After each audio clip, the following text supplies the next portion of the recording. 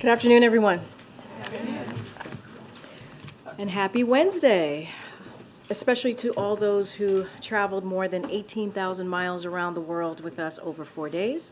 The President met with more than 20 world leaders, visited 2 countries, and in the words of my friend, Mr. Peter Ducey, who's not here, some of us even pulled some all-nighters.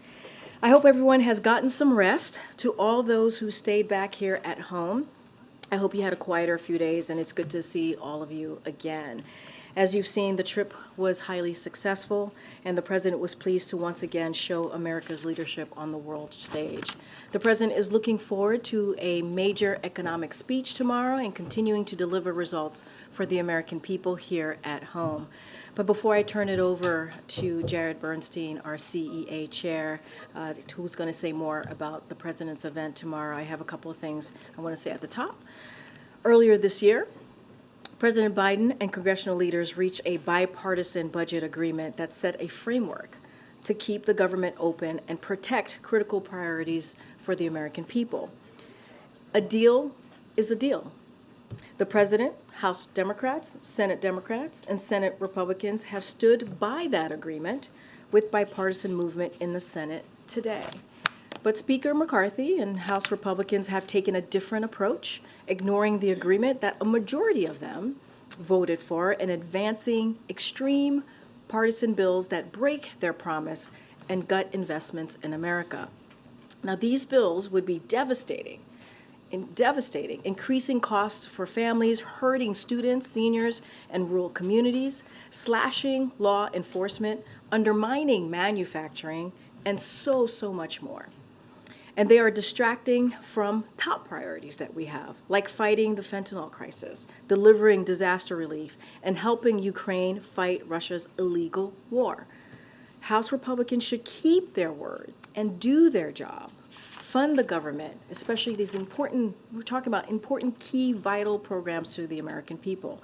Next up, as I mentioned at the top, we have Jared Bernstein, who has joined us several times before, but at the podium, but this is the first time that he will be doing it in his new role as chair of the Council of Economic Advisors. Jared is going to talk about the latest economic data that all of you have reported on this morning and preview the President's major economic speech. And with that, Jared, over to you. Thank you. After a brief comment about this morning's CPI report, I'm going to say a few words about how Bidenomics is working, but also why it's working, and why, as President Biden will highlight in his speech tomorrow, and as the record shows, trickle-down economics doesn't work. Headline CPI rose 0.6% last month, driven by a spike in the price of gas. Headline inflation has also fallen substantially, down by about 60% over the last year, but we know that last month's increase in gas prices puts a strain on family budgets. Core CPI inflation, which omits gas and food prices, was up 0.3% in August. Over the past 3 months, core CPI is up at an annualized rate of 2.4%, the lowest rate since March of 2021 and close to its pre-pandemic level. This is important progress. Economists track the core because by omitting highly volatile gas and food prices, it provides a cleaner signal as to where inflation is likely headed. This figure, if you have figure 1 here, this figure, this compares the contribution of gas and apparel to monthly inflation, and it paints a clear picture of the relative volatility of the gas prices. That's those, I think, yellow bars going up and down. I'm not great with colors. And then the apparel is contribution is the red line. So you get the point about the volatility of gas prices. Turning to Bidenomics, we start from a position of strength. The U.S. economy is in solid shape, with real GDP growth supported by strong consumer spending that is itself supported by a strong labor market delivering wage gains, accounting for inflation. And I have a next figure showing that the extent to which you see inflation coming down and prices and wages actually beating prices there, both for all workers and for middle wage workers. This figure includes today's inflation report. Not only has inflation come down, it's now growing more slowly than the pay of low and middle wage workers, meaning their buying power is increased. Now, our work isn't done for sure, but wages outpacing inflation is some of the breathing room that the president talks about. Now, what has that got to do with Bidenomics? Well, rising real wages for middle and low wage workers is at the heart of our middle out, bottom up growth agenda. Our GDP is almost 70% consumer spending, so when the middle class is doing well, the overall economy prospers. That's also a good reason why trickle-down doesn't work. It disproportionately helps those who don't need the help and thereby are less likely to spend the marginal dollar. Or, as the president says, Bidenomics works because when the middle class does well, the poor have a ladder up and the wealthy still do well. Another sign that Bidenomics is working, you see here in the figure, both for today and for tomorrow, is this other figure showing investment in building manufacturing facilities. The incentives in the Inflation Reduction Act, the CHIPS Act, the Bipartisan Infrastructure Law are reversing decades of disinvestment in America through the powerful 1-2 punch of policy incentives crowding in private investment. That creates jobs today in constructing these facilities and good jobs tomorrow staffing these factories to manufacture semiconductors, solar panels, and wind turbines on our soil. Going forward, we must build on the progress we've made, and that means maintaining the tight labor market while continuing to ease price pressures.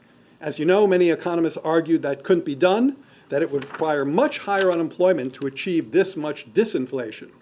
President Biden never accepted the inevitability of that trade-off, and he's been right. Let me close with a quick word about what you can expect to hear in the president's speech tomorrow. As you'll remember, the president traveled to Chicago back in June to outline the core principles of Bidenomics, empowering workers, investing in America, and boosting competition.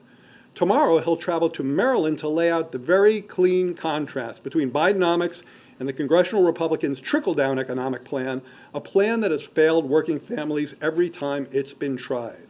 Instead of investing in the middle class, trickle-down shipped jobs overseas, hollowed out communities, and produced soaring deficits.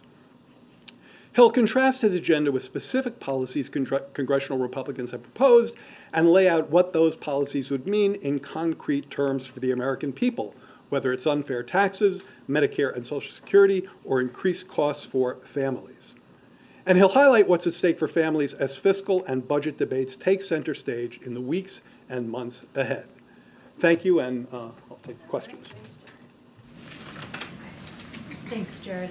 You mentioned gasoline prices pushing inflation up last month, but there are no good signs when it comes to gasoline prices in the near term. Crude oil prices are going up. Saudi Arabia has signaled it's going to continue to throttle oil production. Are you worried that inflation is going to go back up over 4%?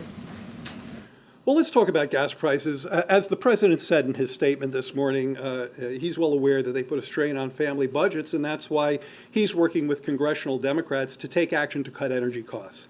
It is correct, as you pointed out, that gas price, the spike in August, caused nearly all of the increase in inflation last month.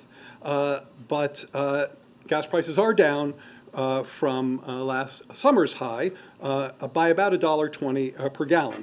They peaked at north of $5 in June of 22, and that saves a family with two drivers about $120 per month. Getting more directly to your question, the Energy Department is in touch with producers and refiners to resolve any issues and to try to ensure stable supply. There is some pressure relief coming in September in the switch over from the summer blend to the winter blend. The winter blend is a somewhat cheaper blend, and also we're moving out of peak driving season, so that lower demand also takes some pressure off. But I think the key point to leave you with on that question is that, again, the president and congressional Democrats are cutting energy costs by investing in clean energy and reducing our dependence on foreign countries that often don't share our values. And so I view the investment agenda that I talked about in my comments as very closely connected to this idea of transitioning to clean energy and more energy independence. Well, how closely are you tracking the possibility of a spike in gas prices, and are you worried that that could erase some of the gains that have been made in lowering inflation? Well, to answer your first question, one of the first things I do every morning is click on the AAA gas price, so we track it very closely. The I think from a policy perspective, again, the actions that we're taking, working with congressional Democrats to cut energy costs, are at the core of our agenda. Now, I think the important point here, and you mentioned gas prices, climbing and their impact on consumers. The president has been straight up about that, including in his statement this morning. But I also don't think you can divorce that from the other efforts that we're taking to reduce prices in other areas that matter so much to consumers, some of which, by the way, you could see in today's CPI report. The price of eggs, the price of dairy, the price of meat, all those prices actually came down. So not just disinflation, but deflation in those cases. And I think the key thing, if you'll go to that wage graph, I think probably one of the key points there is that even accounting, this was the second graph in my presentation, if you can put that back up, or we can get it to you if you don't have it. The key point there is that when wages are beating prices, there you go. So you have wages beating prices, wages growing more quickly than inflation. And by the way, most quickly for middle and lower wage workers. That's a direct result of the persistently tight labor market. It also links up closely to one of the first tenets of Bidenomics, which is empowering workers. So a persistently tight labor market has delivered wage gains that at this point are beating prices. That means that the buying power of your paycheck is going up, and that's the kind of breathing room we're looking for here. Thanks, Jared. One potential risk to the economy is a UAW strike. Last week, the president said he's not worried about a strike. Is that still the case? And is the White House ready to support those workers if a deal is not reached and they go on strike? So the president believes that auto workers deserve a contract that sustains middle-class jobs. I've worked for President Biden for a long time. He's clearly one of the most pro-union presidents we've had. He's encouraged the parties to stay at the table and to work 24/7 to get a win-win agreement that keeps UAW workers at the heart of our auto future and ensures UAW jobs are good middle-class jobs. Let me just say a bit about our work over the years on unions. I think the president understands that one of the purposes, one of the things that unions do, is they help more fairly distribute the benefits of growth. His view is that if you're helping to bake the pie, if you're contributing to American productivity, and manufacturing workers and union workers and auto workers certainly contribute to that productivity, then you ought to get a fair shake. And that's one of the reasons why he's always supported unions. There is a long economic literature showing that unions and these dynamics that I'm explaining to you are closely associated with a more equitable distribution of earnings. And I think that's one of the reasons why he's a pro-union president, and why he's always talked about that in the context of Bidenomics. Again, pillar one of Bidenomics, empowering workers. So I think there's a clear connection. He would support the workers if they go on strike. I'm going to leave it at he believes the auto workers deserve a contract that sustains middle-class jobs, and he wants the parties to stay at the table to work around the clock to get a win-win agreement. And he's encouraged the parties to do that. He's explicitly encouraged them to do so. An agreement that keeps the workers at the heart of our auto future and ensures that those are good middle-class jobs. Gotcha. Thank you. Jared, there were some alarming child poverty figures that came out very recently. Given the constraints with Congress and spending, what can the administration do, or what is the administration planning to do to alleviate those? Well, the explicit plan that we have talked about ever since the president got here and implemented it in the rescue plan is, of course, to extend the enhanced benefits of the child tax credit. I mean, one of the things I took from that report yesterday, and I think everyone should take from that report, is that your child poverty rate is a policy decision. This president decides to have the lowest child poverty rate in history. That was his decision, and others, including 250 or something like that members of the House and 50 Republicans and 50 Republicans in the Senate, have made a very different decision to facilitate a more than doubling of child poverty by allowing the child tax credit that was doing so much of the lifting to achieve that historically low poverty rate, to allow that to expire. The president has consistently argued for reinstatement, and he won't stop fighting for that until we get it back. I guess my question is, with those constraints that you mentioned in terms of lack of support, is there anything else you can do or intend to do to address that issue? We intend to continue to not only fight for the enhanced child tax credit, but to do so in a fiscally responsible way. That is, in our budget, we have ample resources to offset that cost, and that's part of the 2.5 trillion in deficit reduction that's raised in the budget that can be devoted to that policy. So not only are we talking about re-achieving historically low levels of child poverty, but we're talking about doing so in the context of injecting much more fairness into the very top end of the tax code. So really, two very important values to this president: a much more fair, progressive tax code hitting only those above 400,000, and if we're talking about some of these measures, well above that, millionaires and billionaires, who he often talks about paying an 8% effective tax rate. That's not okay in a in an economic context where congressional Republicans have allowed child poverty to double by refusing to extend this child tax credit. And Republicans go further. They more than double down on that deeply unjust relationship by continuing to fight the extension of the child tax credit while calling for trillions more in high-end tax cuts. So yes, he's going to continue to fight for those issues. Thanks, Jared. Can you just talk a little bit more about, and the UAW strikes or potential, can you talk about a little more about what the economic impacts would be to a strike? And considering how significant they are, what plans does the president have, or what recommendations are you giving the president to step in more to help prevent this, whether bringing them in to help with negotiations, for example? You know, I don't have a readout on this. We're closely monitoring the situation.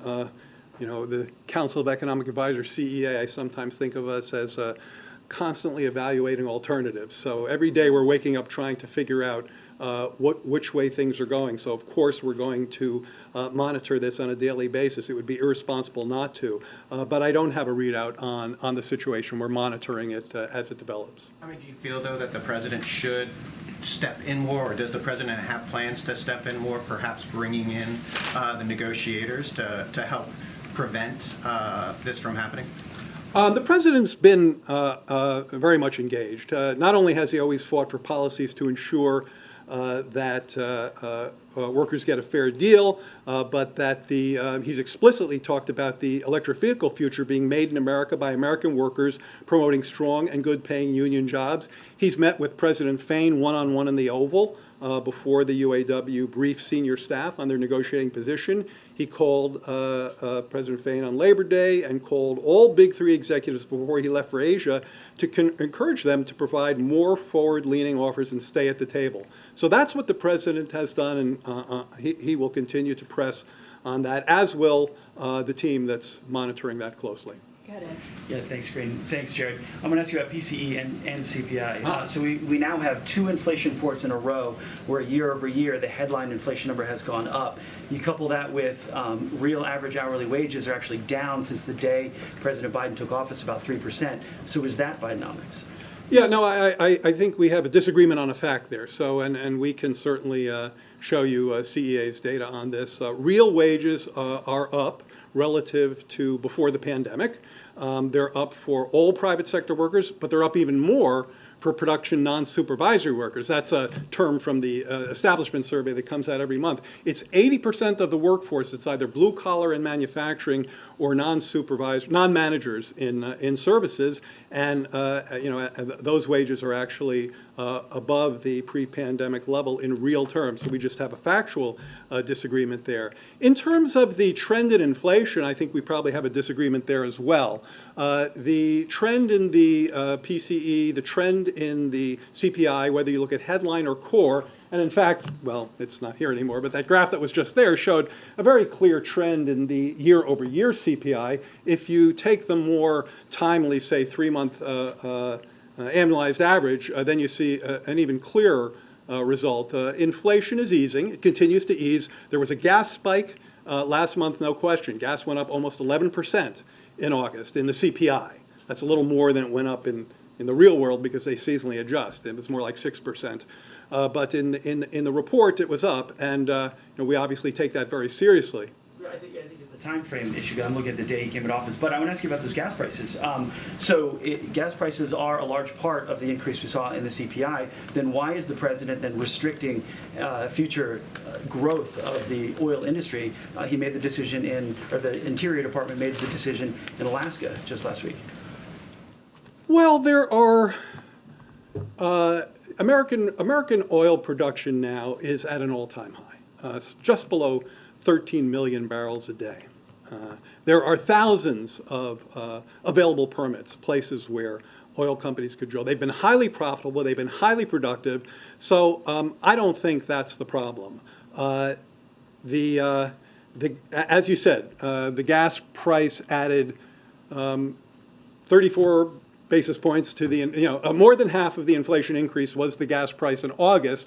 I'm not going to predict gas prices for September because that is folly, but I will tell you there are various sources, which I mentioned a minute ago, putting downward pressure on gas prices in September, including the shift to a less expensive blend and the end of peak driving season. And at the same time, look, along with the fact that American producers are more productive than they've ever been, producing almost 13 million barrels a year, we're going to continue to work largely with anyone who will work with us, but certainly with the congressional Democrats, in cutting energy costs by investing in clean energy and reducing our dependence on foreign countries that don't share our values. I mean, I think that is the right agenda, and that's the one that we're aggressively pursuing.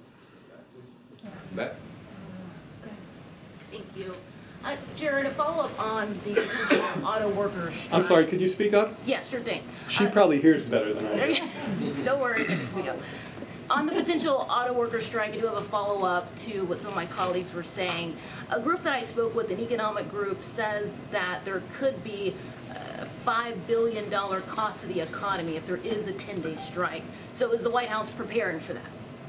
We're certainly tracking all of those outside analysts. I don't think there's one report on this that we haven't seen and haven't read. And our job is to be ready for any contingency that comes our way.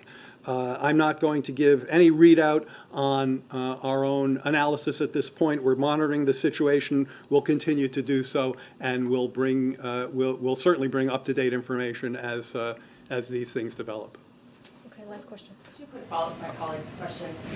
You talked about how you're following it closely, you're looking at contingency plans, but can you confirm whether you've been asked by the UAW to get involved more, or have you been asked specifically to stay out? I can't confirm any of that. I mean, at CEA, what we do is what I've said we do. We are asked by the president to track any development in the domestic and global economy that's going to have an impact or that might have an impact. And there's a long list of things that fit that description. So we're tracking this carefully. Follow up on the child poverty part too. Sure. You talked about prioritizing a push again around the child tax credit and pushing around taxes.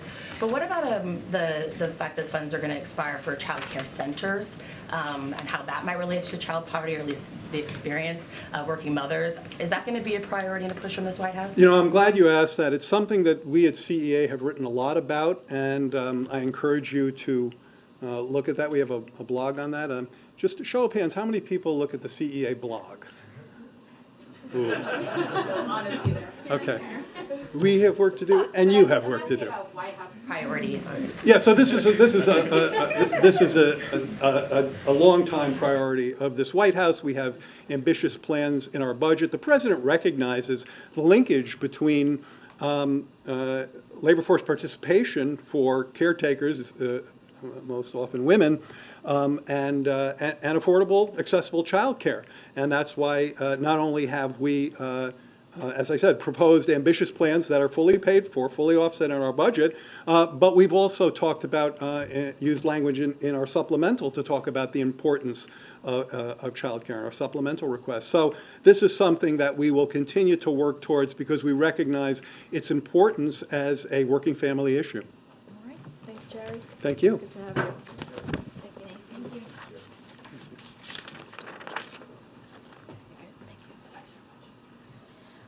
you.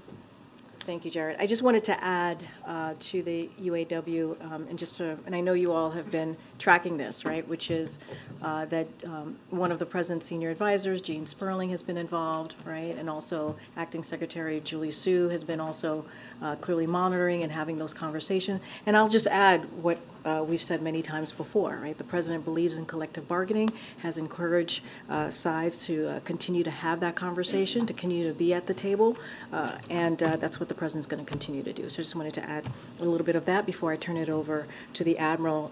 And so, as you know, John Kirby's here with us today, and he's going to take a few questions on foreign policy and any news of the day, clearly on foreign policy. And with that, John, Admiral.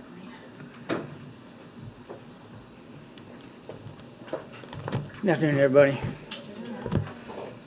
So I just want to take a moment or so to clear up some of the conflicting accounts and information that's been out there regarding actions that were taken to secure the release of 5 Americans who have been wrongfully detained in Iran. These Americans have been suffering a terrible ordeal. I think you all know that. Many of them were held in the Avon prison under ghastly conditions, and that we have been working very, very hard to bring them home to their families just as soon as possible.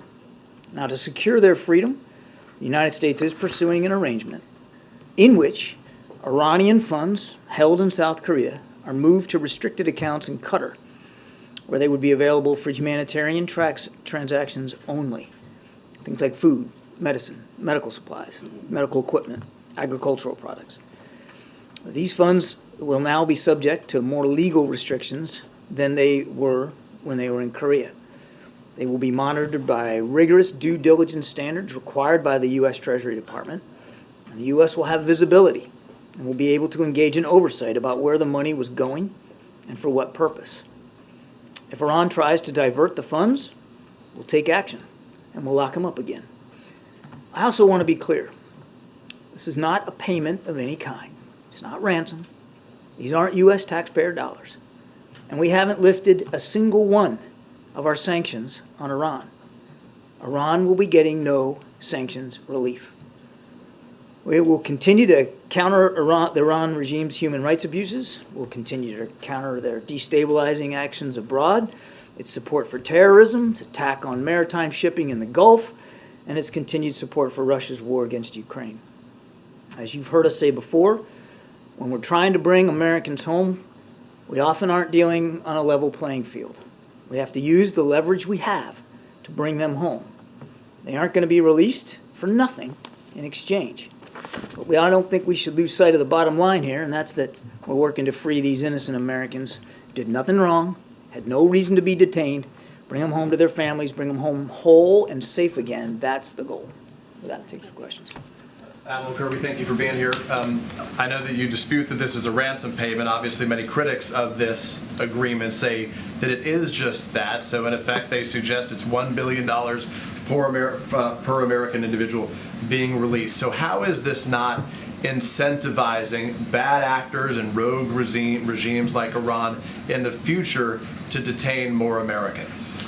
Bad actors like Iran and like Mr. Putin in Russia don't need any incentive to continue to look for ways to wrongfully detain Americans. It's been happening a long, long time, and we have to accept the reality that it could happen again in the future. It's one of the reasons why the State Department has a new designation for countries, a D designation, so that before you travel or you do business in a foreign country, you ought to look and see, is the risk of detention, wrongful detention, high in that country before you go? We continue to advise Americans not to travel to Iran and to Russia and other places like that.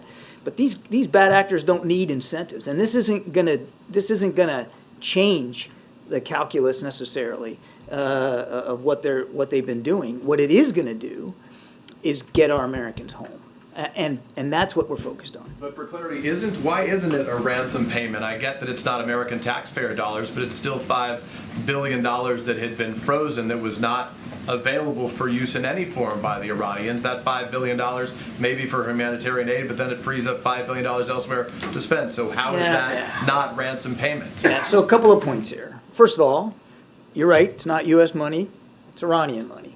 It's Iranian money that had been established in these accounts to allow some trade from foreign countries on things like Iranian oil, to allow the Iranian oil to stay on market.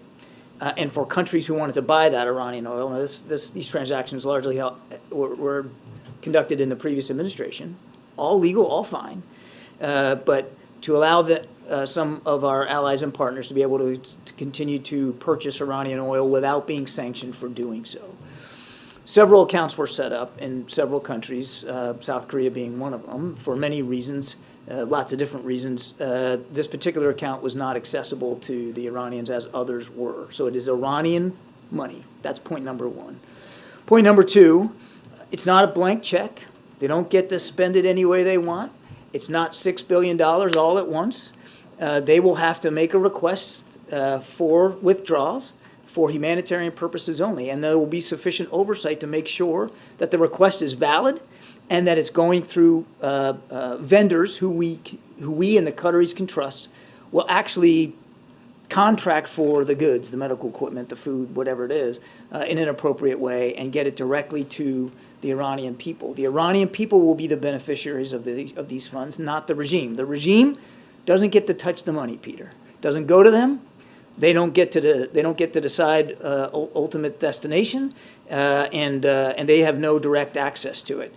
Now, to your second part of your question, well, won't this just free up funds for them to continue to do bad behavior?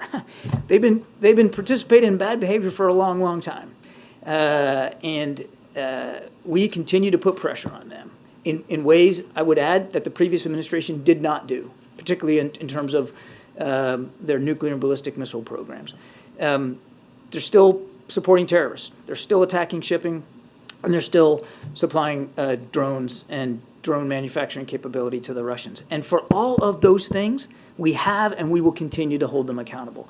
We've not only added sanctions to them for the way they've treated protesters, for the arms sales that they've provided to Russia, but we have increased our military presence in the Gulf region, specifically to address the attacks on maritime shipping.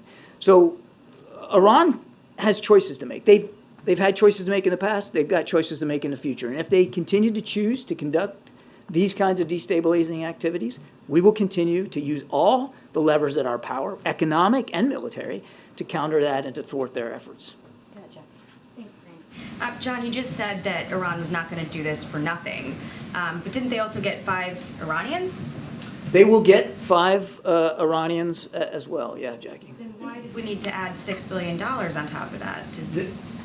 This is the deal that we were able to strike to secure the release of 5 Americans.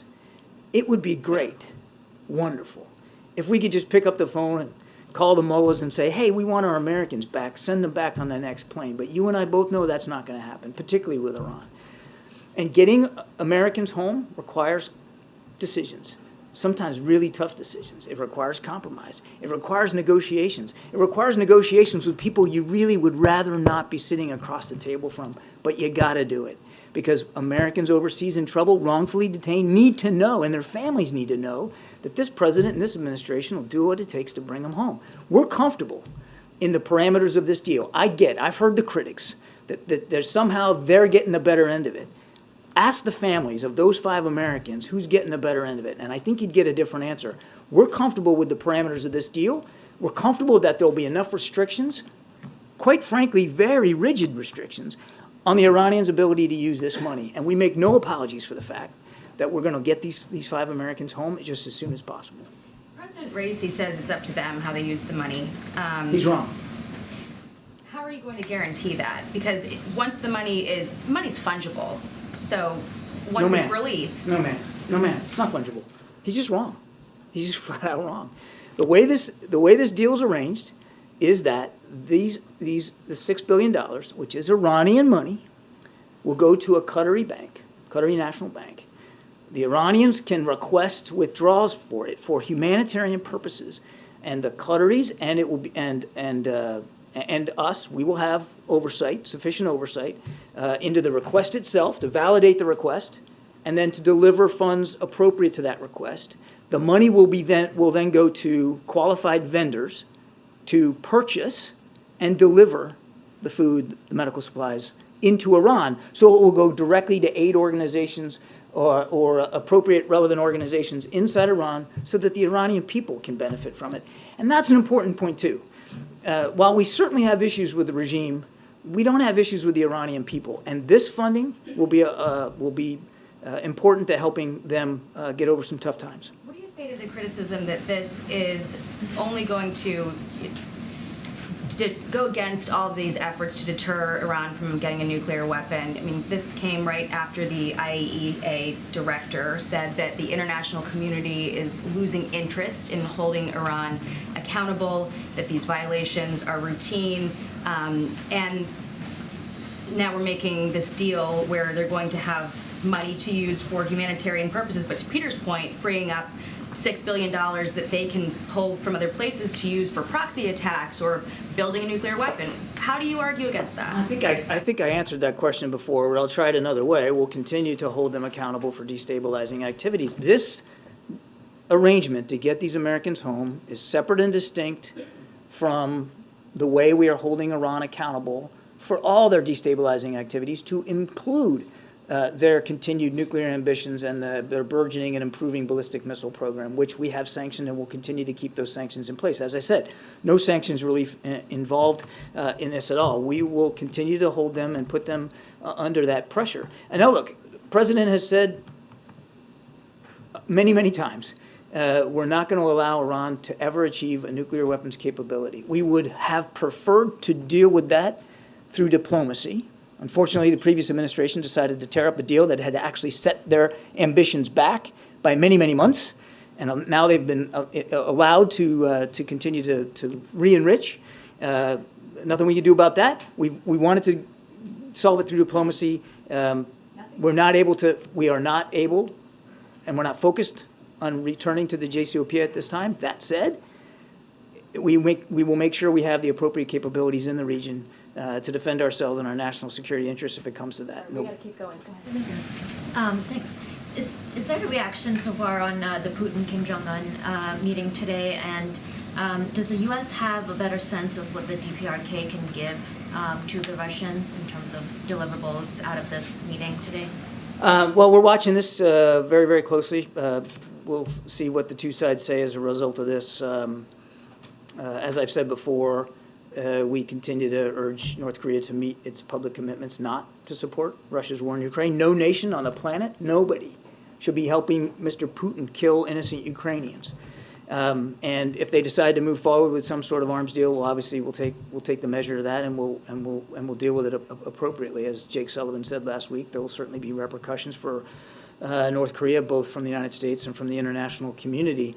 As for what either side will get out of this, again, I think we have to watch and see what actually comes out of this discussion. What we have said publicly when we had information to share with you about this budding arms deal was that it was entirely likely that Mr. Putin was at the very least going to seek artillery. What's going on in the Donbass and down in the south it's a gunfight, as you've heard me to say before, heavily dependent on artillery. So it's entirely likely that that's at least one type of munition that Mr. Putin's seeking. I've said on the record a week or so ago that we expect it could be other types of munitions, but we just don't have perfect visibility on that, so we're going to have to see how it shakes out. I'm going to go back to Iran. So with $6 billion and 5 Iranians are going to be released. Hostage Aid, which is an organization that advocates on behalf of hostages, saying that there are more American Iranians held in Iran. At least there are 2. So why you couldn't negotiate at least for this amount of money, and the 5 Iranians are going to be released in return for every American citizen, whether it's green card holder or American citizens. I can only speak to the parameters of this arrangement, which is these 5 wrongfully detained Americans in exchange for 5 Iranians and of course, the transfer of these funds. That's the parameters of this deal. That's all I can talk about. I can just assure you that, as I said at the top, we're always going to take seriously the case of wrongfully detained Americans anywhere they are in the world and do everything we can to get them home. Can you confirm that the administration policy is never to pay ransom to any terrorist organization, i.e. non-state actors, whether it's Al-Qaeda or Daesh or whatever? In the past, Americans were killed as a result because the U.S. did not pay money while Europeans did to release their citizens. No change to our policy. Well, absolutely. So how is this different, considering that you describe Iran as the state that sponsors terrorism in the world? So in other words, that you differentiate between a state and non-state actors, and therefore you deal with them differently? I've answered that question. This is not a ransom payment. Danny, Yes. welcome to the briefing. Thank you very much. Thanks for taking the question. I wanted to ask about the UN General Assembly next week. Firstly, is the President going to be meeting with Prime Minister Netanyahu of Israel there? No meetings to speak to at this point. And also, I just wondered if you know if he's going to be, the President will be attending the Security Council meeting on Ukraine. Again, we'll have more towards the end of the week in terms of laying out the calendar and the President's agenda at the UN General Assembly next week. I think on Friday we'll have a lot more detail for you. The President's looking forward to it. This is a terrific opportunity to start to reinforce some of the things that you saw him reinforce on this trip in terms of improved infrastructure and investment in the global south and developing nations, looking towards human rights, solving climate change. There's an awful lot on the President's agenda up there in New York, and he's very much looking forward to it. We'll have more detail at the end of the week. Thanks. Just to follow up on Sharini's question on Russia and North Korea, I'm wondering if you could speak to what the administration's concerns on what North Korea could get out of this. Putin seemed to suggest that that Russia would help North Korea build spy satellites. I'm wondering if there's concern around that or missile technology. Look, again, we got to see what actually shakes out of this meeting and the degree to which any kind of an arms deal is consummated, what that looks like. It's just, I don't want to speculate. But in a similar fashion to the concern we already expressed about the burgeoning defense relationship between Iran and Russia, we obviously have concerns about any burgeoning defense relationship between North Korea and Russia. Again, it remains to be seen what either side, A, wants out of this, and B, will get out of it. These are not two countries that work well with others, and they don't really have all that much trust and confidence in each other. So we'll have to see. But certainly, any arrangement that would improve North Korea's military capabilities would be certainly would be of significant concern to us. Hi. So do you have a time frame for when the Americans are coming back? And what is the administration's message to the people? Because this is happening on the first anniversary of mass killing, where the administration said that they are going to be standing by side of the Iranian people. And they are very critical of this money being transferred to Iran. They are actually calling it appeasement. So what is the message of administration to those people who lost their lives in the aftermath of mass killing, and also do you have a time frame for? Well, we continue to mourn with the Iranian people for her loss. We held the morality police accountable for it, and others in Iran. We continue to stand with the Iranian people, and for their human and civil rights. That's not going to change. The timing here is the timing, and it wasn't tied to any anniversary or any date. It was tied to an arrangement that we had made with Iran to try to get these Americans home. And the notification of the movement of these funds was the next critical step in this process. A process, I would remind you, is not over. They are still in Tehran, our Americans. They are not home. And so we're going to be a little bit careful about how much detail we're going to provide here publicly. And your first question about timeline, I don't have a time frame that I'm at liberty to speak to right now, but we hope to get them home as soon as possible. Yeah, thank you. Me? Okay. I hear you really emphasizing and laboring the point that getting Americans home is the priority of the administration. I wondered if there was any movement on the Pennsylvania native teacher, Mark Fogel, who's been held in Russia in a prison for, I believe, going on 2 years now. Has there been any movement on getting that American home? I don't have anything with respect to his case to speak to today. What can you tell us about the 5 Iranian prisoners who are being traded? What were they convicted for here in the U.S. and how were they chosen? I'm not at liberty right now, again, because this is an ongoing process and we don't have our Americans home yet.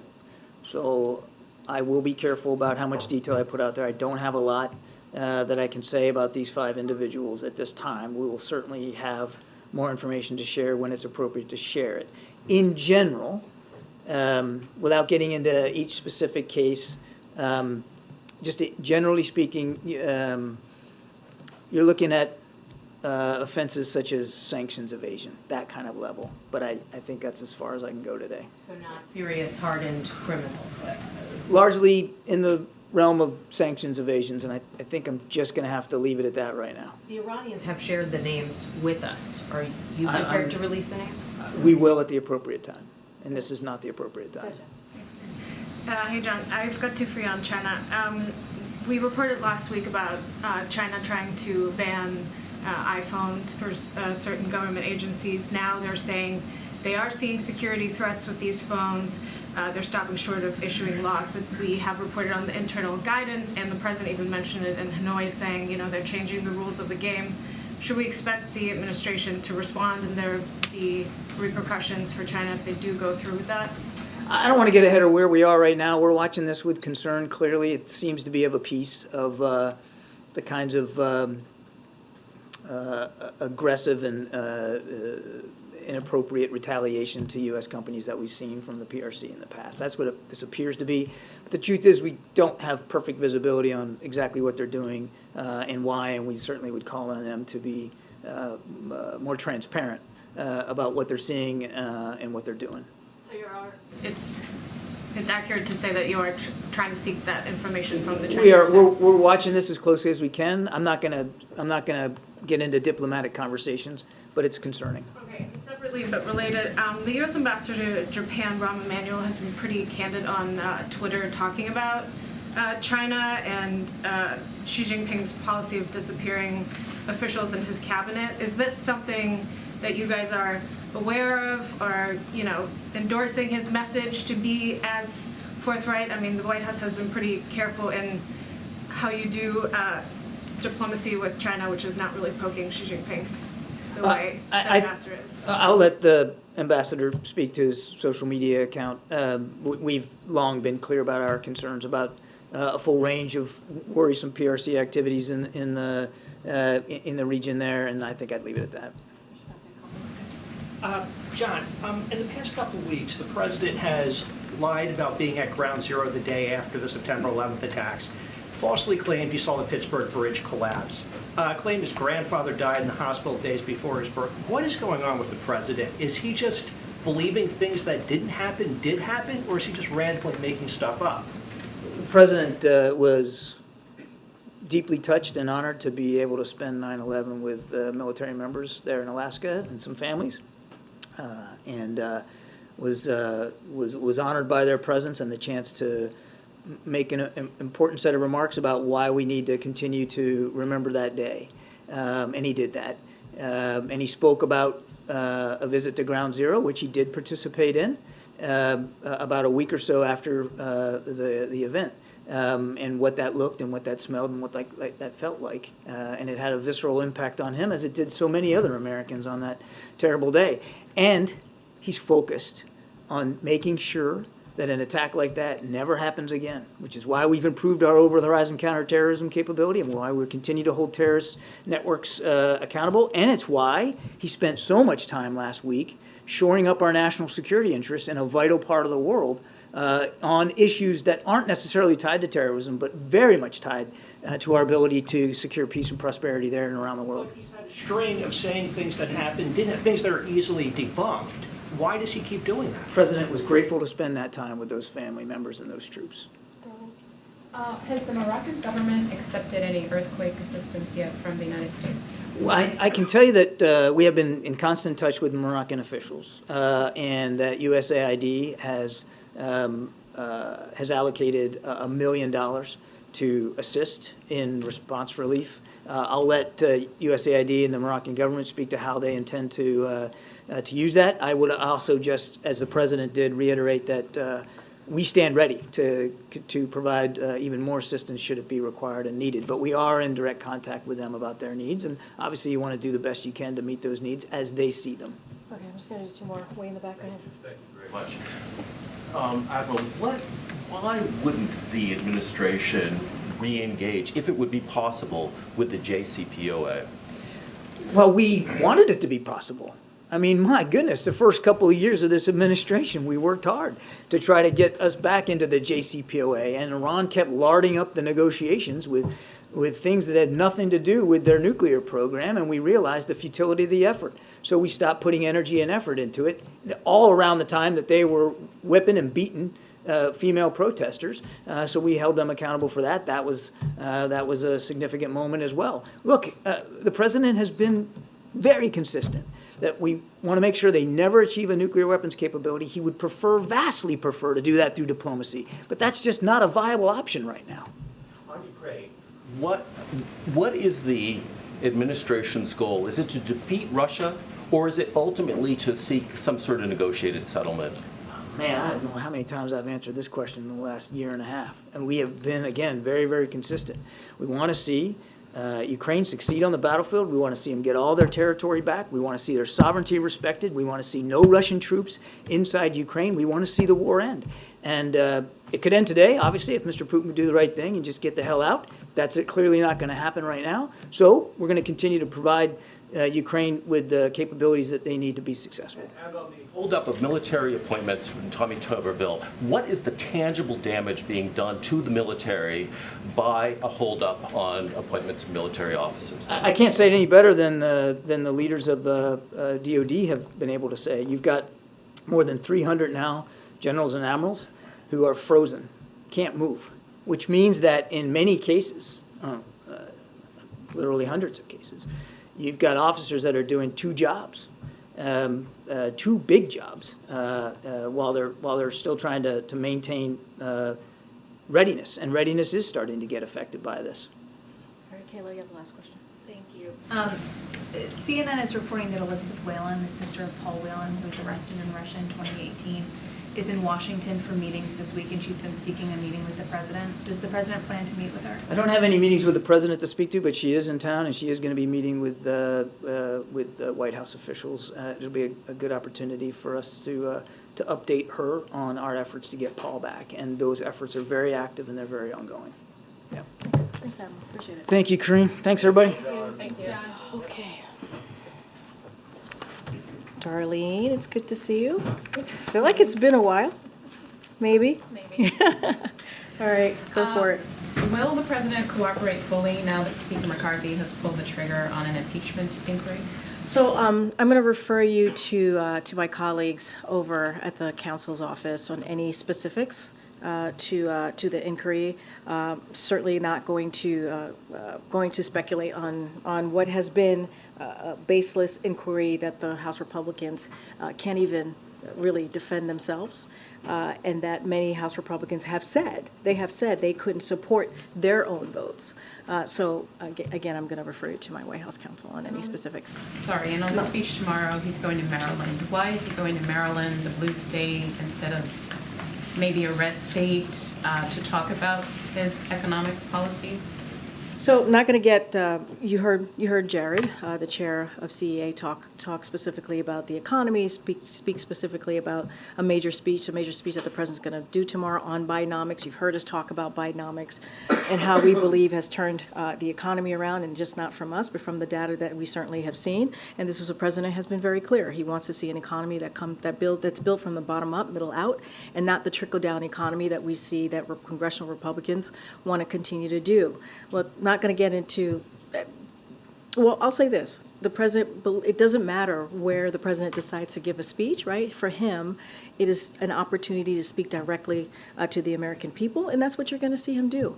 You know, whether it's in Maryland, whether it's in a red state, the president always takes those opportunities incredibly important, not just to speak in front of all of you who report on what he's going to say and how he's engaging with the American people, but directly to them as well. And so, you know, in this case, location doesn't matter. He wants to give a really important speech, a major speech, as you heard us coin it, on Bidenomics. And I think it's important. What's important is that the American people are going to hear from the president president about an issue that matters to them, which is the economy, and how he continues to make sure he's doing everything he can to lower costs for the American people and to continue to build an economy that leaves no one behind. And I think that's what matters for tomorrow. On impeachment, you just mentioned House Republicans' baseless claims. How confident are you that there will be no evidence that incriminates President Biden and Hunter's business dealings as this goes forward? So let me just give a little bit of a lay down here, because I think it's important. Any specifics to the inquiry, certainly I want to say this at the top, as I said to Darlene, I'm going to refer you to my colleagues at the counsel's office. But I also want to be clear about a couple of things. You know, I just talked about Bidenomics. I just talked about what the president's going to do tomorrow, really deliver a major speech, something that the American people want to hear about. What are we doing to improve their lives, work on the economy? And these are real issues, real priorities for Americans. And like I said, like lowering costs. But what you see Republicans in Congress, right, they have spent all year investigating the president. That's what they have spent all year doing. And have turned up with no evidence, none, that he did anything wrong. I mean, that is what we've heard over and over again from their almost year-long investigation, and that's because the president didn't do anything wrong. Even House Republicans have said the evidence does not exist. The House Republicans have said that. To my friend in the back who just yelled at, which is incredibly inappropriate, but House Republicans have said that it doesn't exist. Their own investigation have actually debunked their ridiculous attacks. And the only reason Speaker McCarthy is doing this political stunt, and we have seen it, you all have reported, is because Majority Taylor Greene has said she threatened to shut down the government. Can you imagine shutting down the government over a political stunt? And we're talking about vital programs that American families need. And she said that because she wanted him to actually do this. And if he didn't, she would shut down the government. And you have Matt Gaetz as well, threatened to oust him as Speaker if he didn't do it. So he didn't even put up for a vote, as you all know, because he knows that even his own members weren't going to support this. So, that's why we call it baseless. That's why I just called it baseless, because they have said themselves that there is no evidence. The evidence does not exist, and this is a political stunt. But here's the thing, and I say this all the time, we look forward to working with Republicans in a bipartisan way to actually deal with issues that matter to Americans, real issues that matter to Americans, not this baseless effort that they have continuing to do that shows no evidence. Given that, will the president still be able to work with House Republicans, including Speaker McCarthy, to avert a shutdown in a couple of weeks? I mean, look, the shutdown should not happen. That is Congress's job, to avoid a shutdown. I've said over and over again here at this podium just for the past couple of minutes that these are vital programs that American families need. So that's their basic duty. Their basic duty is to keep the government open. We've already agreed. We've agreed. There was a bipartisan agreement on how to move forward with the budget that they voted on. And so, look, a deal is a deal. They should keep their word, and they should keep the government open. Go ahead, Nancy. You just brought up the lack of a vote. Does the White House view this impeachment inquiry as legitimate, given that there has not been a vote to open it? So, Nancy, I appreciate the question, but I actually, from what I just laid out, Republicans haven't made it pretty clear just how illegitimate this is. They've made that very clear. This is an entire exercise of how to do this in an illegitimate way. And again, it's a political stunt, and it is going after the president politically, not about the truth. There's no truth here. And so we think they should work with us on legitimate issues, things that actually matter to the American people. And that's what they want to see. That's what the American people want to see. We're going to talk about Bidenomics. You're going to hear from the president speak to that directly. In a few minutes, the president's convening his cabinet, his cancer cabinet, to talk about an issue that matters to the American people, about saving lives, what else we can do to deal with cancer across the country. And, that's what we believe. So if you don't view it as legitimate, does that mean that the White House doesn't believe it needs to comply with requests that come as a result of this inquiry? So look, I'm going to let the council's office, my colleagues there, speak to this directly as to what, when it comes to cooperating. I'm going to let them speak to that, but I've been very clear. We believe this is, we're certainly not going to speculate on any baseless accusations, right, as we have seen from the Republicans in the House. And so, you know, again, they could not even support their own votes. They couldn't. Speaker McCarthy could not even get support for this vote. And so I'm going to just leave it there. Has the president had an opportunity to speak with Speaker McCarthy about the looming shutdown and potential ways out of this mess? So I don't have any conversations the president has had with the speaker. I can say definitely that our OMB director here, Shalonda Young, and also the Leg Affairs office has been in direct communications for the past several weeks, even months, with members in Congress. That's going to continue. I just don't have anything to read out. As you know, the president is, you know, continues to have conversations with members in the House and the Senate regularly. I just don't have a specific conversation to read out. Would the White House consider renegotiating the agreement it struck with Speaker McCarthy earlier this year? Here's the thing. A deal is a deal. Like, they voted on this. They voted on this. It was a bipartisan deal. And, you know, they should move forward with what they agreed on. It was voted in the House, in the Senate, and Republicans voted for this, Democrats voted for this. So I don't see the issue here. They should move forward with this. Karine, can you describe how President Biden reacted to the impeachment decision by the I don't have anything. Speaker? I don't have anything to share about the president's reaction to this. All I can tell you is the president's focus on the American people, hardworking American people. You'll see him in a few minutes when he talks about when he speaks to his cancer cabinet, and then you'll certainly hear from him tomorrow with the Bidenomics. You listed a couple things. The deal that the Republicans are now not supporting, obviously the impeachment. You say you look forward, or the White House looks forward to working with the Republicans. How do you see that happening? How does President Biden plan to work with Speaker McCarthy? So look, for the past 2 years, this president has gotten a lot of criticism in not being able to work in a bipartisan way with Republicans on the other side of Pennsylvania.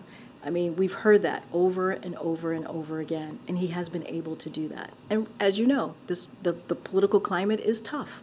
We're in a different political climate, probably one that we haven't seen in this fashion for some time. And the president has been able to do that. He's been able to push incredibly key, historic pieces of legislation that's going to change the lives of Americans. When you think about the bipartisan infrastructure law, you think about the CHIPS and Science Act, you think about the PACT Act, all important pieces of legislation. And that's just a few. There's been hundreds and hundreds and hundreds of pieces of legislation that have been done in a bipartisan way that the president has signed this past 2 years. So it can still be done. It really, truly can.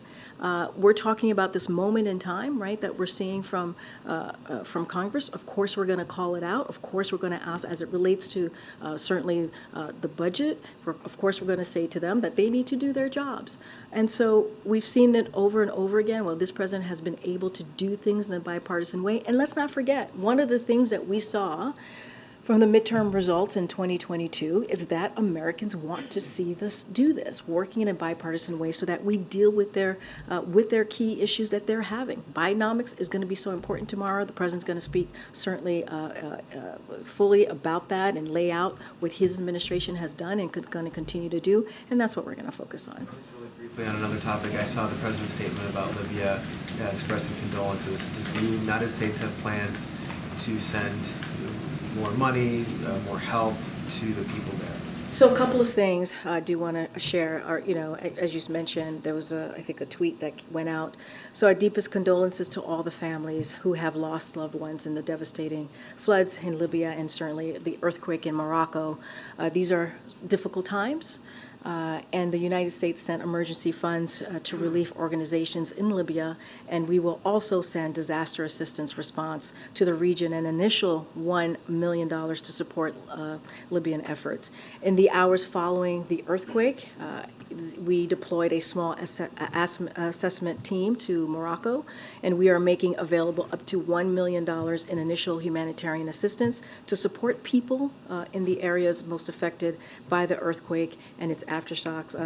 Obviously, and certainly, the United States stands by the Libyan and Moroccan people, and we are wishing them a speedy recovery to those injured, and certainly sending our hope to all those who are missing loved ones. It is certainly a difficult time in that region, and we are here to help.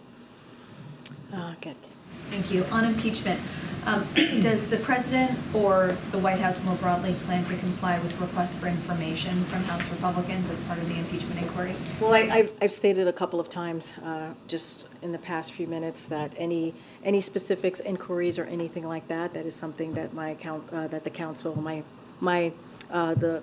my colleagues at the White House Council certainly will deal with, and any specifics, I would refer you to them. You've suggested that there's no evidence to back up the Republicans' Which is effort true. here. I'm not suggesting it. That's actually a fact. If they are seeking information, would you Again, that provide is the something that the White information? House Council is going to deal with, and it's not a suggestion. It's actually an actual fact. When you have Republicans saying that there is no evidence, it doesn't exist. They have said that. I mean, again, they couldn't even put it up for a vote because they didn't have the vote. So it's not a suggestion, it's actually the fact. That's their own words that I'm repeating back. I'm just going to try and go ahead.